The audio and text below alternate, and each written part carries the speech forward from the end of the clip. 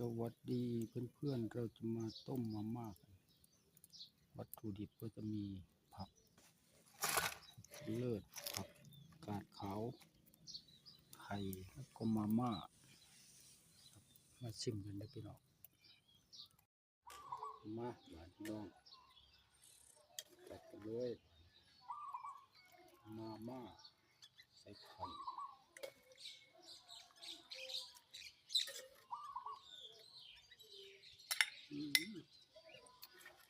เยอะเลย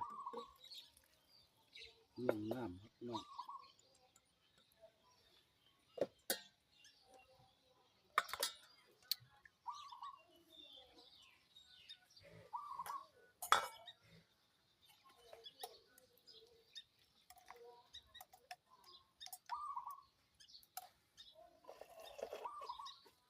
นะพี่น้องบ้านโอ้โหเมนูเด็ด